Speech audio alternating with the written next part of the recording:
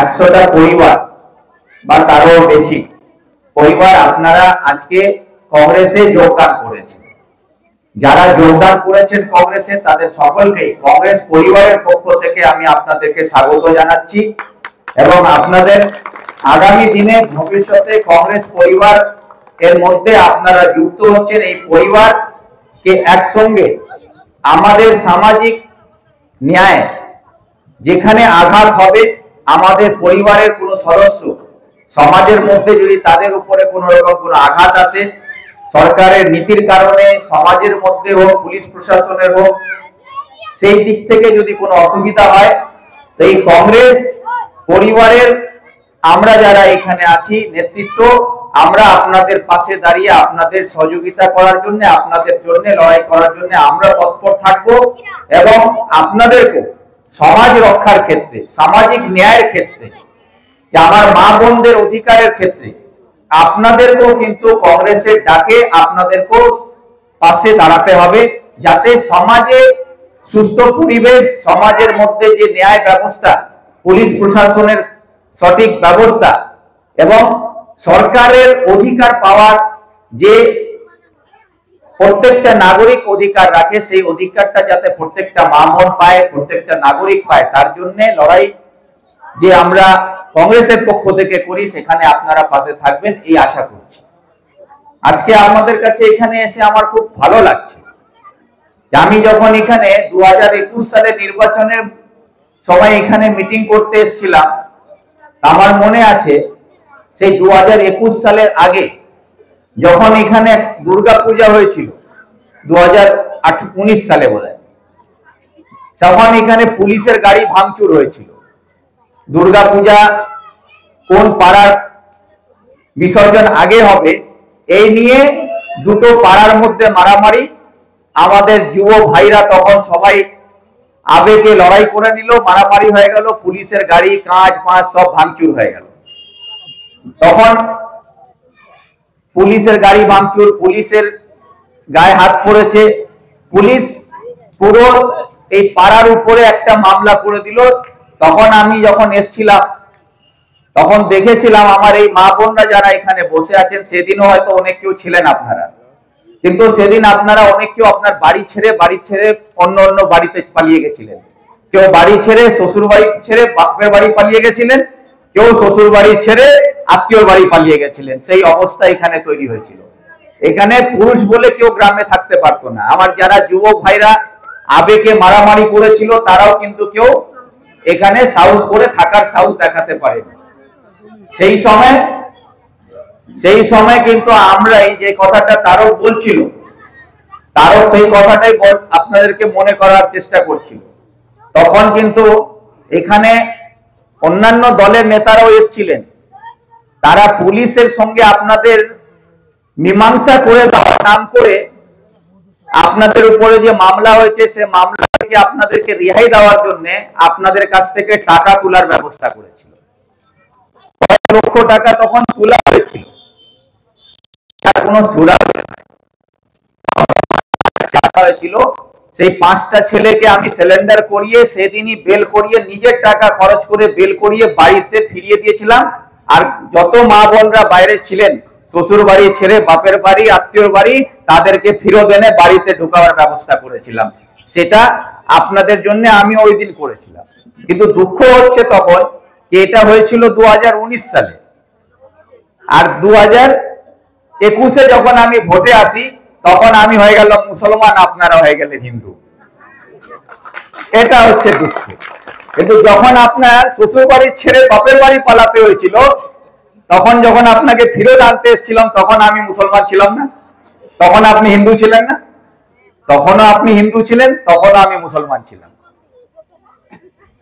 কিন্তু দুঃখটা কখন হচ্ছে, ভোটের সময় আপনার মনে পড়ে আপনি হিন্দু, আমার মনে পড়ে আমি মুসলমান। এই যে রাজনীতিটা যারা করছে, ভোটের সময় আপনাকে মনে করাচ্ছে কি আপনি হিন্দু, আর আমাকে মনে করাচ্ছে কি তুমি মুসলমান। এটাই হচ্ছে সাম্প্রদায়িক রাজনীতি। যখন আপনি বিপদে, তখন আপনি হিন্দু না আপনি মুসলমান, তখন আপনার বিপদ থেকে রক্ষা করার জন্য কেউ আসে না। কিন্তু যখন বিপদ থেকে রক্ষা পাওয়ার পরে ভোট আসলে তখন একটা দল এসে বলবে তুমি হিন্দু, আমাকে এসে বলবে তুমি মুসলমান। এই যে বিভাজনের রাজনীতিটা হচ্ছে না, এই রাজনীতিটাই কিন্তু দেশটাকে শেষ করছে। আর দেশ গড়ার কাজ পরে হয়, দেশটা গড়ার কাজ পরে হয়। যে কোনো জিনিসকে গড়তে গেলে না, একটা পরিবারে যে শিশু জন্মগ্রহণ করে সে মানুষ হবে না অমানুষ হবে, তার কিন্তু যে গড়ার কাজটা হয় না সেটা মারা করে। মা কিভাবে নিজের ছেলেকে গড়ে বড় করবে তার উপরেই তার পরিবারটা নির্ভর করে, তার উপরেই তার সমাজটা নির্ভর করে, তার উপরেই তার দেশটা নির্ভর করে। যদি মা নিজের সন্তানকে ভালো করে গড়তে না পারে, তাকে তো সেই ছেলে দেখবেন পরিবারের জন্য কিন্তু ভালো সন্তান হয় না, সে পরিবারকে জ্বালিয়ে পুড়িয়ে খায়। আর যেখানে পরিবারকে যে জ্বালাবে সে সমাজকেও জ্বালাবে, আর যে সমাজকে জ্বালাবে সে দেশকেও জ্বালাবে। তো এর প্রথম যে ধাপ হচ্ছে সেটা হচ্ছে পরিবারে মারা। আপনার পরিবারে আপনার কোলের সন্তানকে আপনি কিভাবে গড়বেন, তাতেই আপনার পরিবার আগামী দিনে সুরক্ষিত হবে, তাতেই আপনার সমাজ সুরক্ষিত হবে, তাতেই আপনার দেশ সুরক্ষিত হবে। তো এই সব থেকে বড় কাজটা হচ্ছে মায়েদের, আর সেই মারা হচ্ছেন আপনারা। যখন আপনাদের সন্তানকে এখন থেকে যে সমাজে যে বিদ্বেষের রাজনীতি চলে, এই বিদ্বেষের পরিবেশের মধ্যে যদি আমরা আমাদের কোলের সন্তানগুলোকে রক্ষা না করতে পারি মায়েরা, তাহলে আগামী দিনে এই বাচ্চাগুলো যখন বড় হবে, তো এই বিদ্বেষটা নিয়ে যখন তারা বড় হয়ে যাচ্ছে, তারা সমাজের মধ্যে যখন ওই পরিবেশটাকে ওই বাতাবরণটার মধ্যেই থাকতে অভ্যস্ত হয়ে যাচ্ছে না, তখন কিন্তু এই বাতাবরণটা এত গরম হয়ে যাবে, এত আগুনে জ্বলবে, সেখানে কিন্তু না আপনার সন্তান বাঁচবে না আমার সন্তান বাঁচবে। তো সেই জন্য আমাদেরকে রাজনীতির জায়গায় থাকতে দিন। ভোটের সময় ভোট হবে। আমি আজকে আপনাদের কাছে ভোট চাইতে আসিনি। আমার ভাই ওয়াসি বলছিল আগামী 26-এ ভিক্টর দাকে ভোট দিয়ে জিতাতে হবে। সেটা 26-এ নির্বাচন আসবে, ও তার আবেগের কথাটা বলেছে, তাকে ধন্যবাদ জানাই। কিন্তু ভোটের কথা পরে হবে। ভোট যখন আসবে তখন ভোট হবে। আগে আমার মা, আমার মায়ের কুলের সন্তান বাঁচবে, তারপর তো ভোট হবে।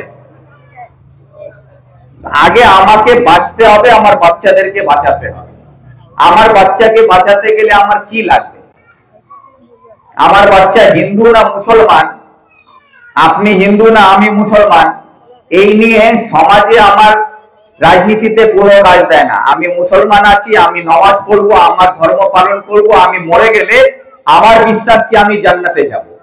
আপনি পুজো করবেন, আপনি সকাল সন্ধ্যে পুজো করবেন, সন্ধ্যা বাতি দেবেন, সূর্য প্রণাম করবেন, যা যা আপনার ধর্মে আছেন আপনি করবেন। আপনারও বিশ্বাস কি কালকে যখন আমি মারা যাব তাহলে আমি স্বর্গে যাব। আমি ভালোভাবে পুজো প্রার্থনা করলে আমার মরার পরে শান্তি পাবে, এইটাই আশা নিয়ে তো মানুষ করে। এটা হচ্ছে মৃত্যুর পরের কামনা, কি মরে যাওয়ার পরে আমি কি পাবো তার আশাতেই আমি আজকে ধর্মকে মানি। কিন্তু আজকে সমাজকে বাঁচিয়ে রাখতে, আমি যে জীবিত অবস্থায় সমাজে আছি, এই জীবিত থাকতে গেলে তো আমার সমাজে আমার কিছু ব্যবস্থা লাগবে। সেটা আপনি যতই পুজো করুন, আমি যতই নামাজ পড়ি, আমি যতই মসজিদে যাই, আপনি যতই মন্দিরে যান, তাতে আপনার কোলে যে বাচ্চাটা আছে সে যদি স্কুলে না যেতে পারে সে কোনোদিন শিক্ষিত হবে না। কোনো মন্দির সে বাচ্চাটাকে শিক্ষিত করে দেবে না। কোন মন্দিরে গিয়ে আপনার ছেলে যদি অসুস্থ হয়, তাকে যদি হসপিটালে ডাক্তারের কাছে না নিয়ে যান, সে চিকিৎসা হবে না। আমার জীবনে বাঁচতে গেলে শিক্ষা লাগবে, স্বাস্থ্য লাগবে, পরিকাঠামো লাগবে, রাস্তা লাগবে, পরিষ্কার পানীয় জল লাগবে, আমার রোজগারের ব্যবস্থা লাগবে, আমার বাচ্চাকে শিক্ষিত করলে তার জন্য চাকরি লাগবে। এই দাবিগুলো যদি আমরা ভুলে গিয়ে আমাদের এই যে মূল দাবি, সমাজে আমরা কিভাবে বাঁচবো, তার জন্য আমাদের যে সামাজিক ন্যায় পাওয়ার অধিকার আছে সরকারের কাছ থেকে, সেই অধিকারের কথাগুলো যাতে আমরা না তুলতে পারি, না বলতে পারি, সেইগুলো যাতে না বুঝতে পারি, সেই জন্য রাজনীতি দলগুলো আমাদের মধ্যে হিন্দু মুসলমান ঢুকিয়ে দিচ্ছে। সেই জন্য আমাদেরকে হিন্দু আর মুসলমানের মধ্যে বিভাজন করে দিচ্ছে। আজকে আমি তো আপনাদের কাছে বলি, বারবার বলি, এখন যে সরকার বলেছে 15 লাখ টাকা করে সবার খাতায় আসবে, সবাই শুনেছেন। আমি তো বলেছিলাম যে মোদী সরকার যদি সত্যিকারে হিন্দুদের সরকার হয়, তাহলে একটা মুসলমানের খাতায় 15 লাখ টাকা দেওয়ার দরকার নেই। দেশে 85 কোটি হিন্দু আছে, 85 কোটি হিন্দুর খাতায় খালি টাকাটা ঢুকিয়ে দিন। আমাকে দেবে না, আপনাকে দিয়ে দিন। একরাম সাহেবকে দিতে হবে না, আপনাকে দিয়ে দিন। কেন দিচ্ছে না? যদি হিন্দু হয় শুধু হিন্দুদেরকে টাকা দিন না। মোদী সরকার বলেছিল আমি আসলে 2 কোটি চাকরি দেব, একটা মুসলমানকে চাকরি দিতে হবে না। 2 কোটি হিন্দু ভাইদেরকে চাকরি দিক না, 2 কোটি হিন্দুদের রোজগার দিক, সেটাও দিচ্ছে না। তো যে কথাগুলো বলছে, তো সেটা মুসলমানের বিরুদ্ধে বলছে যে মুসলমানকে বাদ দাও, তো মুসলমানকে বাদ দিয়ে দাও, কিন্তু হিন্দুদেরকে দাও না, সেটাও তো দিচ্ছেন না।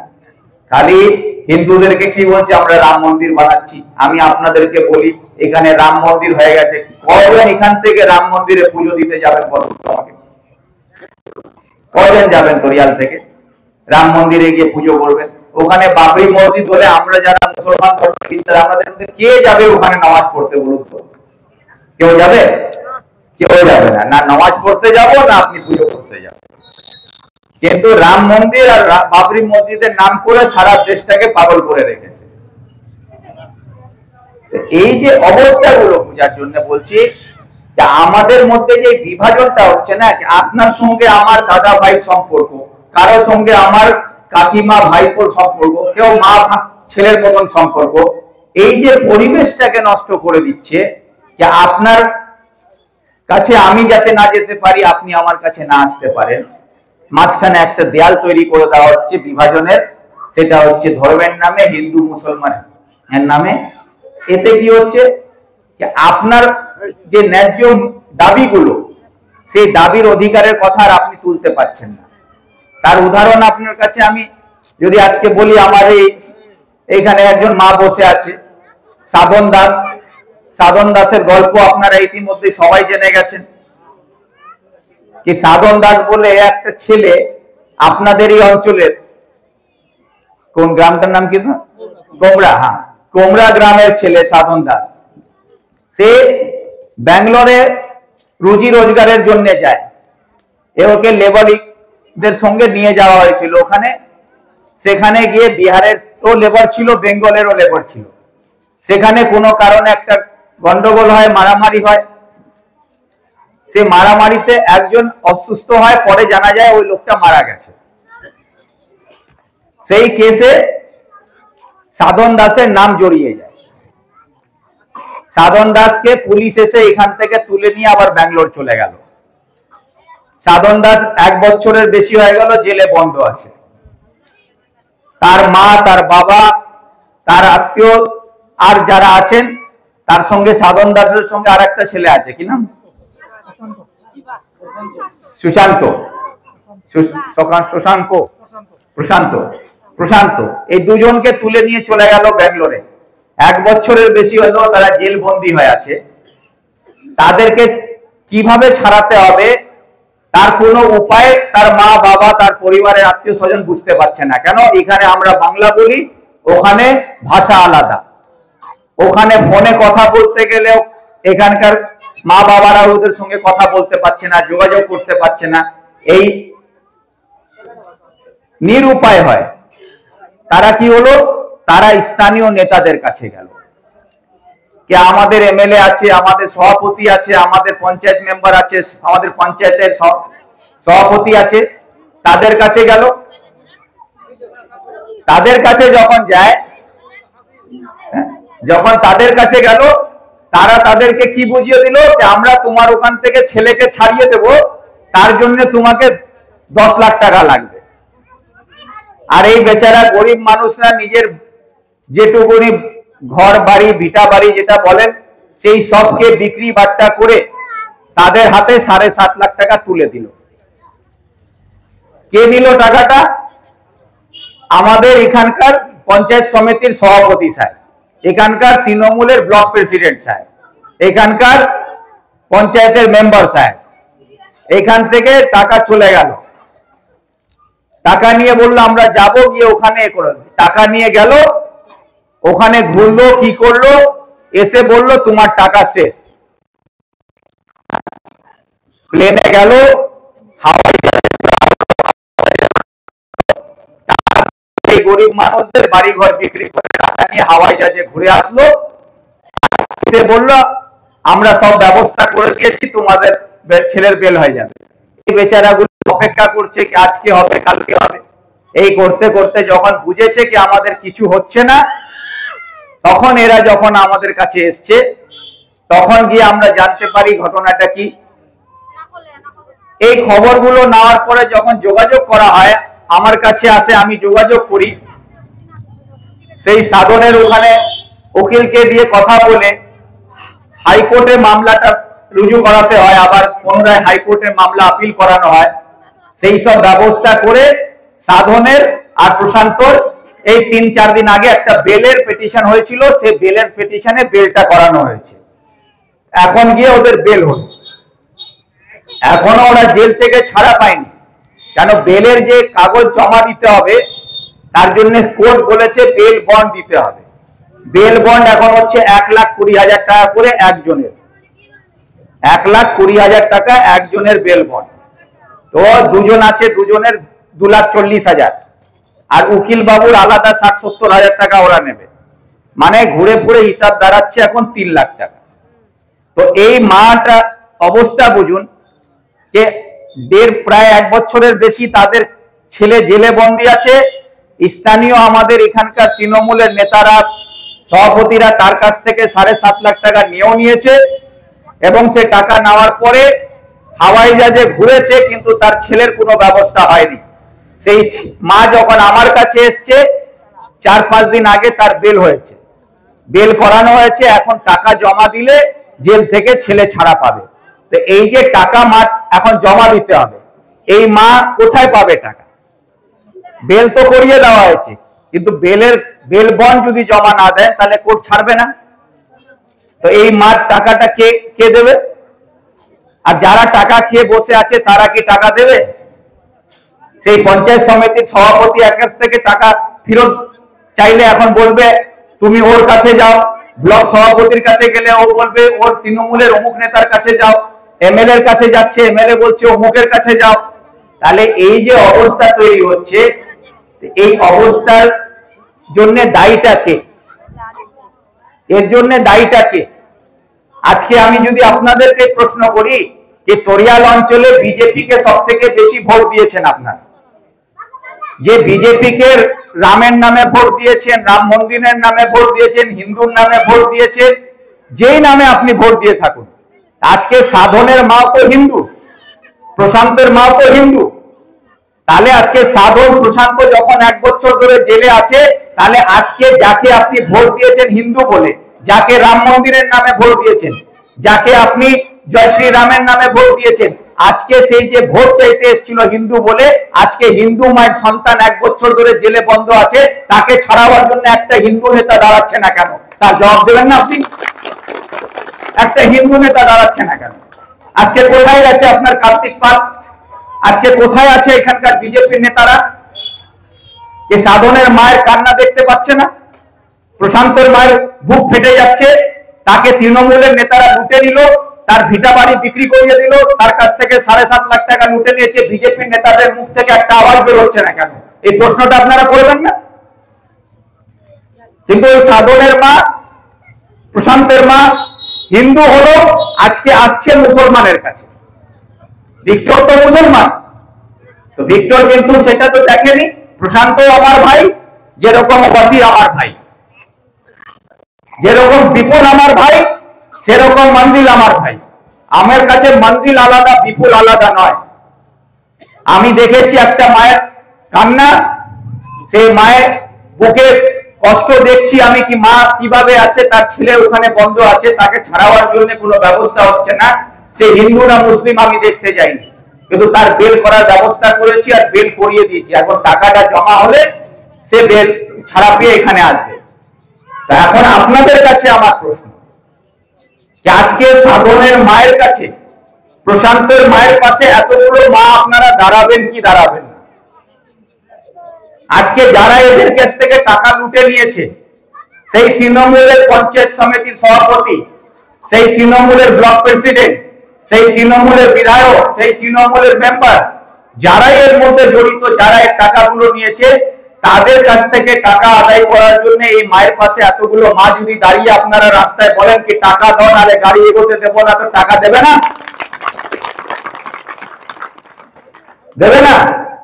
কিন্তু আপনারা সেটা বলবেন না কেন? সাধনের মা কষ্ট হচ্ছে, আপনি বলবেন ওটা তো সাধনের মায়ের ব্যাপার, আমার ব্যাপার কি আছে? কিন্তু এটা মাথায় রাখুন যে কষ্ট আজকে সাধনের মায়ের হচ্ছে, কালকে যদি আপনার ছেলের সঙ্গে হয় তাহলে সাধনের মা বলবে এটা তো আমার ছেলে না, ওর ছেলে আছে। এই অবস্থার মধ্যে আমরা থেকে যাই। মা মা হয়, একটা মায়ের কষ্ট যদি অন্য মায়ের কষ্ট না হয়, তাহলে আমাদের মানবিক চিন্তাটা করা উচিত কি আমাদের মানসিকতাটা কোথায় চলে যাচ্ছে। এই জন্য আমি আপনাদের কাছে বলি যে এই যে সমাজকে যারা লুটে খাচ্ছে, সেই সমাজকে ধর্মের নামে লুটছে। আজকে কার্তিক পালকে যদি বলেন যে কেন এই মায়ের পাশে এসে দাঁড়াচ্ছে না, আজকে তো ভিক্টর এমএলএ নয়, আপনারা ভিক্টরকে ভোটও দেননি, ভিক্টরের কোনো দায়বদ্ধতা নাই। আজকে আমার কোনো আপনাদের উপরে কোনো আপনারা আমার কাছে আবদারও করতে পারবেন না, তাও আমরা করছি। তো এইটাই আপনাদেরকে বুঝাই কি রাজনীতিতে ভোট আলাদা জিনিস। ভোটের সময় ধর্মের নামে ভোট করে আপনারা আপনাদের পাশে যে দাঁড়াতে পারবে তাকে আপনারা দূরে সরিয়ে দেবেন, আর যারা ধর্মের নামে ভোট নিয়ে আপনাদের থেকে দূরে চলে যাবে তাদেরকে ভোটের সময় আপনারা কাছে টেনে নিয়ে আসছেন। আজকে এগুলো ভাববে যে আমি আপনাদের কাছে এটা বলছি না যে আমাকে ভোটটা দিতে হবে, কিন্তু ভোটটা যাকে খুশি তাকে দেবে। কিন্তু আপনাদের কাছে আমার একটা ধর্ম নিরপেক্ষ দেশে একজন নাগরিক হিসাবে আমার মা বোনদের কাছে আমার আবদার থাকছে কি ভোট আপনি যাকে খুশি তাকে দেবেন, কিন্তু ধর্মের নামে যাতে ভোটটা দেবেন না, এই আবেদনটা রাখছি। যে ভালো হবে তাকে ভোট দেবেন, যে কাজের লোক হবে তাকে ভোট দেবেন, যে মানুষের কথা বলবে তাকে ভোট দেবেন, যে আপনার হয় দাঁড়াবে আপনার পাশে তাকে ভোট দেবেন।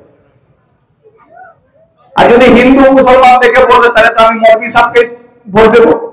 সব থেকে বড় মুসলমান হচ্ছে মৌলভী সাহেব, আর সব থেকে বড় হিন্দু হচ্ছে পন্ডিতরা। তাহলে পন্ডিত আর মৌলভীরাই রাজনীতি করবে, তাহলে আমরা বসে থাকবো? তাহলে কি দরকার আছে? তাহলে ব্যাপারটা এই জন্য রাজনীতিটাকে রাজনীতির মধ্যে বুঝি। এই জন্য আপনাদেরকে বেশি সময় হচ্ছে, শীত পড়ছে,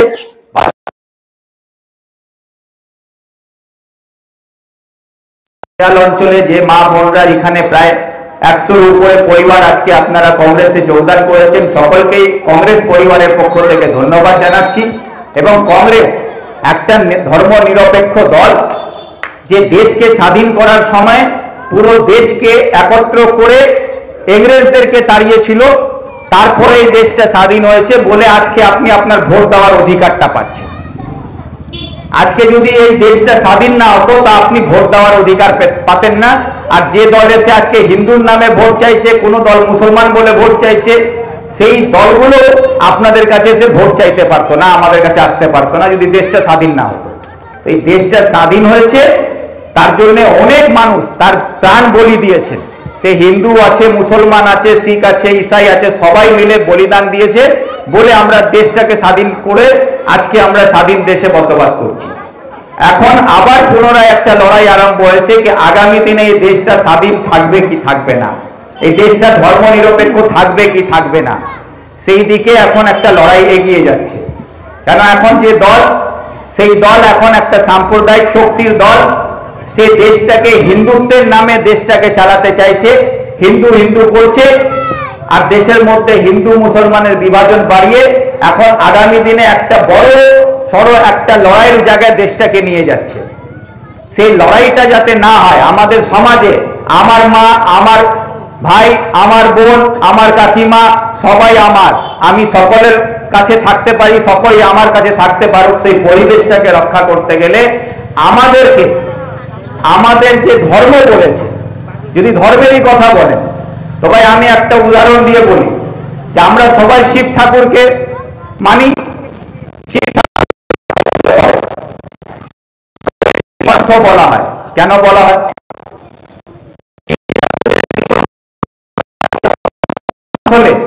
বিষ মিশিয়ে দেওয়া হয়েছিল যাতে পুরো মানব জাতিটাকে শেষ করে দেওয়া যায়। মানব জাতিকে শেষ করে দেওয়া যেত। তখন শিব ঠাকুর দেখেছিলেন এই জলটা যদি ছড়িয়ে যায় আর এই জল যদি মানুষ পান করে তো পৃথিবীতে মানব জাতি বলে কিছু থাকবে না, সমস্ত মানুষ মারা যাবে। তখন উনি পুরো মানব জাতিকে রক্ষা করার জন্য ওই বিষটাকে উনি পান করে নিয়েছিলেন। ওই বিষ পান করার জন্য ওনার কণ্ঠটা নীল হয়ে যায়, সেই জন্য ওনাকে নীলকণ্ঠ বলা হয়। তা এবার প্রশ্ন হচ্ছে যে শিব ঠাকুর তো ভগবান ছিলেন, ওনার কাছে সমস্ত ক্ষমতা ছিল, উনি তো হিন্দুদের ভগবান, ওনাকে মুসলমানরা তো ভগবান বলে না, ওনাকে ইসাইরা ভগবান বলে না, ওনাকে শিখরা ভগবান বলে না, তো উনি তো শুধু হিন্দুদের ভগবান।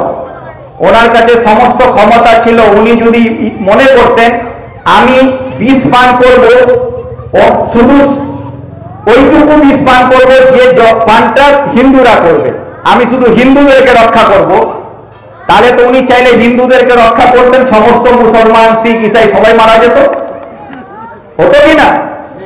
কিন্তু ভগবান তো এটা দেখেননি। ভগবান কি বলেছেন? পুরো মানব জাতিকে রক্ষা করার জন্য উনি বিষ পান করেছিলেন।